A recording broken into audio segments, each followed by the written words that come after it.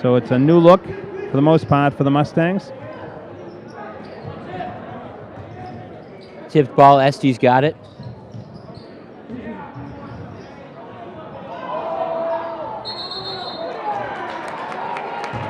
Got a jump ball call there. That's hustling defense. Kenny Euler looking for a little space. He had 3 guys around him, and that ball on the possession change goes over to the Mustangs. 36-27, your score, 2:37 to go here in the third quarter. Thank you for being here on NPA TV. Josh Brogadier along with Mike Crowley, the call of the game here at Norwood High School on this Thursday night. Open man is David Sadd. He shoots 3, and he's got it, and the crowd loves it. Look at that, Josh. Now, David Sadd has not had a ton of minutes, yet the coach calls his number, in he comes, and he hits a big 3. Referee's trying to get a hold of this game here a little bit. They see a little bit of scrappiness going on inside. They want to make sure that everybody knows this is still a game and that everybody's playing this game fairly. So, quick little conversation there he had with Euler and Houston to make sure of it. But that 3-point shot, timely and clutch for the wide open David Sadd. Yeah, and I'm sure this has been a long evening so far for Kenny Euler, number 25 for the Rebels. You know, he's drawing a crowd there every time the ball even comes near him. So I'm sure that has to be taking its toll. Stack not needed after all as that breaks apart there on the sideline. Dylan Knight looking for the ball inside. Este trying to find him, so is Wilkes. He's trying to get position against Sadd. Euler from the free throw line. His jumper is good. 39-29, 1:52 to go. And they're going to have to keep doing a good job of achieving that separation for Kenny Euler. That shot should be there. There's nothing underneath the hoop for him, but if he can get that far outside, that shot should be there for Kenny Euler. DeRiska trying to go through his man, looks for Houston inside, who completes the layup. 12-point lead for the Mustangs. The benefits of height, the benefits of a big man, that's something the Stangs have not had over the last few years, Josh. And Jared Houston's first 2 of the game for Norwood, 41-29, 1:19 to go in the third. Slowing down pace here a little bit. I'm a bit surprised to see Coach St. Martin elect this. At some point he's going to have to try to rush. It works as long as you hit those shots. Exactly. Absolutely true. So this is Richie Watson bringing it up for the Stangs. And likewise on the other side, if you're Coach Cormier, you've got to kill a little bit of clock. As he does there, Riggle with the long 3 does not go. Este with the rebound, but look at Riggle on his way back. As he's been taught, get that hand up. You know, that's what D-backs do as well. Right? When you're a D-back and you've gotten beaten, you put that hand up. If you can deflect it away, so much the better. Incomplete pass. Right there, incomplete pass. It's true. He has a nose for the football, and he obviously has a nose for the basketball as well, right?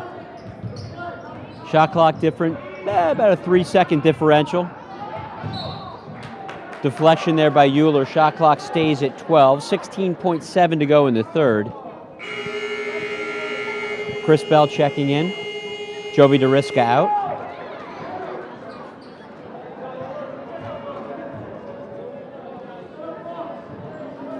And you can see this is going to be even more frustrating for the Rebels as the game goes on because there's no separation for their big men.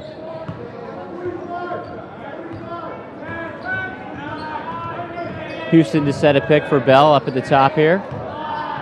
Looking for David Sadd. Clock winding down. Tries to force it to Houston. Shot doesn't go, and there's still some time left on the clock. If that goes, no. Plenty of time to go there. It's funny, I think these guys lost track of the clock there, Mike, and I don't know if they knew how much time was left. 41-29 at the third. So now we're going to have an interview. Brian Curley is going to interview our AD, John Longley. So we'll send it down to Brian Curley. So I'm here with Athletic Director, Mr. Longley. So Mr. Longley, there's clearly a big crowd here for the doubleheader against Walpole. What's some of the behind-the-scenes stuff that you and the other crew here at NHS has to do to set up? Yeah, it's a great night. We got a big crowd, a lot of students, a lot of people in the community. It is a little bit unique to have the doubleheader. Tonight we had senior night, so there was a lot of coordination. The boys had 10 seniors, the girls have 5. So there's a lot of coordination with the parents, the parent fundraising group, the coaches. Then we have a game staff, officials. And when you mix it up and have the boy-girl doubleheader, there's a little bit more administrative work to it as far as typically you just have the boys home or the girls away or opposite. So there's more work to it, but I think the communities like it, to get together once or twice a year, and people always like to play wall pole, so it's worth the extra work. And they have a double-digit lead heading in the fourth. How do you feel the boys have played so far? I think the boys have done great. I hope they can pull it out. I know they were confident. They've already shared a piece of the Bay State Conference. And if they finish strong in the fourth quarter, they'll win it outright. And so I have a lot of confidence in them. The kids I know are ready to go, so we'll see. Thank you, Mr. Longley. Thank you. All right, back for the start of the fourth quarter. Our thanks to Brian and John. We appreciate that very much. Walpole with the ball, trailing by 12 points, 8 minutes to go in this game. The last game for all these seniors in this Walpole-Norwood battle over the years. When you think of it, Josh, these players have been playing each other in youth basketball, maybe even some AAU ball, and certainly their school ball for probably the last 8 or 9 years. Blocking foul called there as Riggle drove in. And you mentioned all the time they've played together. One thing we haven't really talked much about is that on January 15th at Walpole beat Norwood 60-49, so a measure of revenge Mustangs looking for here on this night. And what a great time for the Stangs to get it done right here at home, the chance to clinch the Herget outright.